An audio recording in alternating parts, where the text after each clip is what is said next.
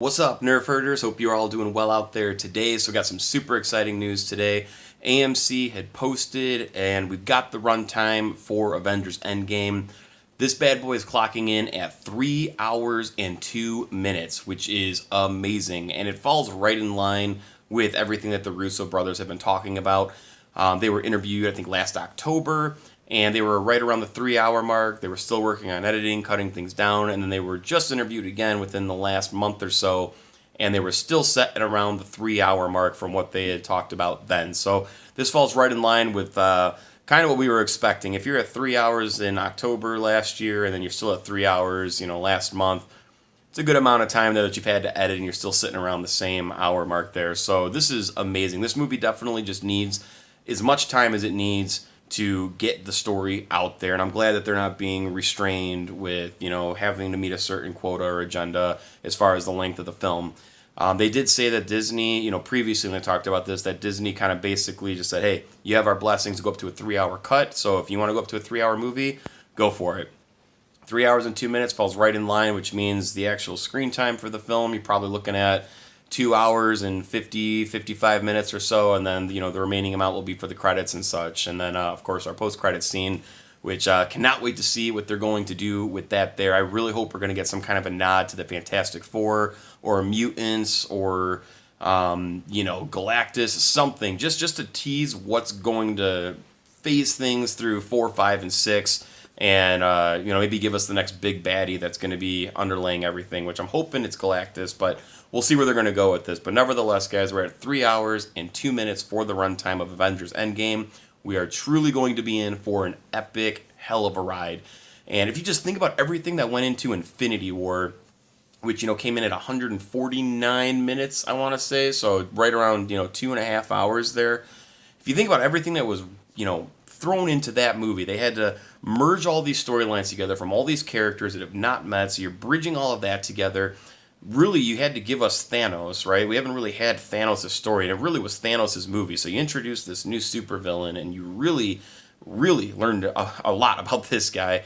You've got the Black Orders, you've got those Force, you got to worry about that whole thing.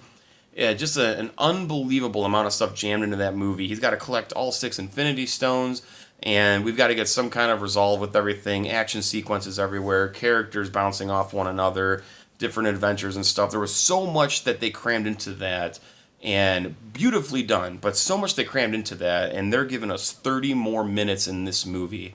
There's not a whole lot that needs to be told about Thanos anymore. We've got his story. His story and his arc was pretty much complete in Infinity War, so he has nothing left to live or fight for. He accomplished his mission. The only thing that he would be fighting for at this point is stopping the Avengers from reversing the events of the snap. So for his story to be all fleshed out, and we're going to deal with less heroes in this movie than we did in Infinity War, at least for a portion of it, it's going to be very interesting, what else is going on in this movie. There's got to be more going on than just resolving Infinity War and defeating Thanos. There's got to be a lot more going on in this movie. So, man, dude, just can't wait. 3 hours and 2 minutes.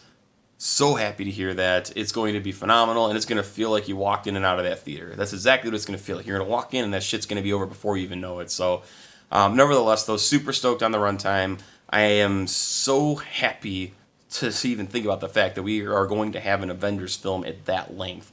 That's just like a sliver less than Titanic. Think about that for a little bit. This movie's going to be just slightly less than Titanic, and it's dealing with superheroes.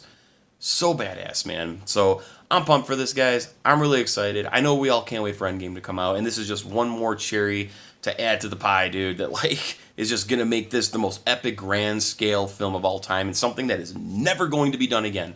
From Infinity War to Endgame, this is cinematic history on so many levels, and we will never see anything of the likes of this ever again, and we get to live this. So cool, man. So that's what I got for today, guys. If you are new to my channel, please make sure you hit that subscribe button if you like the content. Do so much stuff on the channel here, and I cannot wait to start doing more videos on multiple things once again. So leave some comments down below. Would love to know you guys' thoughts, and I'm curious what you would think the post-credit scene is going to be in this movie. I think that's a huge question on everybody's mind right now is where are you going to end this movie and lead us into, the next big epic saga. Right now, as they were saying, this is the Infinity Saga phases 1 through 3. So what's going to lead us into that next saga, guys? So thank you again for watching, and we'll catch you all next time.